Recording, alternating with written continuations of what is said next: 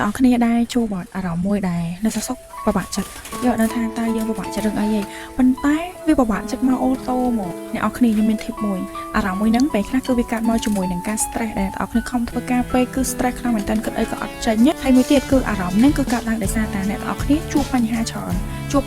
អ្នកនរគ្នាអត់ដោះស្រាយវាទេអញ្ចឹងអ្នកនរគ្នាតែងតែទុកវាចោលហើយថ្ងៃណាមួយអ្នកនរគ្នាហត់គឺអារម្មណ៍ហ្នឹងគឺវា alert មកខ្លួនឯងមកអ្នកនរគ្នាខ្ញុំលើកទឹកចិត្តបើសិនជាយើងហត់យើងកុំធ្វើបាបខ្លួនឯង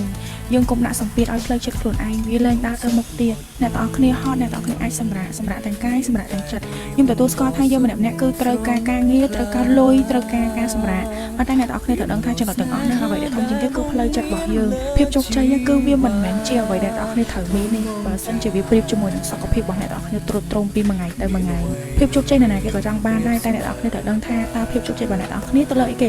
ទៅលើលុយទៅលើភាពជោគជ័យដែលអ្នកទាំងអស់គ្នាមានសុខភាពផ្លូវចិត្តបានល្អអាហ្នឹងគឺអាស្រ័យលើអ្នកទាំងអស់គ្នាដាក់គោលដៅខ្លួនឯងទេដែលអ្នកទាំងអស់គ្នាចង់បានភាពជោគជ័យទៅលើអ្វីមួយនេះសំខាន់អ្នកទាំងអស់គ្នាកុំប្រៀបធៀបខ្លួនឯងជាមួយនឹងអ្នកដទៃកុំគិតថាគេធ្វើបានខ្ញុំក៏ធ្វើបានមិនខុសគ្នាបើសិនជាអ្នកទាំងអស់គ្នាប្រៀបធៀបខ្លួនឯងជាមួយនឹងអ្នកដទៃពេលណាអ្នកទាំងអស់គ្នារកឃើញខ្លួនឯងឥឡូវខ្ញុំសួរបាក់នេះវិញគេធ្វើបានយើងក៏ធ្វើបានវាហាក់បីដូចជាពាក្យមួយដែលប៉ាម៉ាក់យើងគាត់តែងតែនិយាយប្រៀបធៀបយើងជាមួយនឹងកូនគេតាំងពីតូចគេធ្វើបានមិនក៏ឯងធ្វើបានមិនខុសគ្នាអត់អាចនិយាយចឹងបានទេពេលខ្ញុំនិយាយចឹងមិនមានន័យថាខ្ញុំអត់ចង់ឲ្យអ្នកទាំងអស់គ្នាខំទេប៉ុន្តែអ្នកទាំងអស់គ្នាខំត្រូវមានព្រំដែនខ្លះមិនមែនចេះតែខំហើយមិនមែនចេះតែដាក់សម្ពាធឲ្យខ្លួនឯងទេអ្នកទាំងអស់គ្នាអ្នកខ្លួនឯងផងយើងខំអ្នកទាំងអស់គ្នាយើងខំឲ្យពីសមត្ថភាពពីមួយថ្ងៃទៅមួយថ្ងៃប៉ុន្តែយើងកុំដាក់សម្ពាធឲ្យខ្លួនឯងខ្លាំងណាអ្នកទាំងអស់គ្នាដាក់សម្ពាធឲ្យខ្លួនឯងខ្លាំងពេកអាហ្នឹងគឺគេហៅថាការដែលមិនស្រឡាញ់ខ្លួនឯងការដែលធ្វើបាបខ្លួនឯងធ្ងន់ធ្ងរមកសិនជាយើងខំហើយបរាជ័យអូខេចាត់ទុកវាជាបទពិសោធន៍ថ្ងៃក្រោយយើងធ្វើទៀតប៉ុន្តែអ្នកទាំងអស់គ្នាកុំភ្លេច take care ទៅលើ mental health របស់អ្នកទាំងអស់គ្នាផងគឺវាសំខាន់ខ្លាំងណាស់ខ្ញុំទៅតែធ្វើស្បាយអញ្ចឹងមកចង់ជួបរឿងហ្នឹងទេអ្នកទាំងអស់គ្នាបទពិសោធន៍របស់ខ្ញុំគឺខ្ញុំ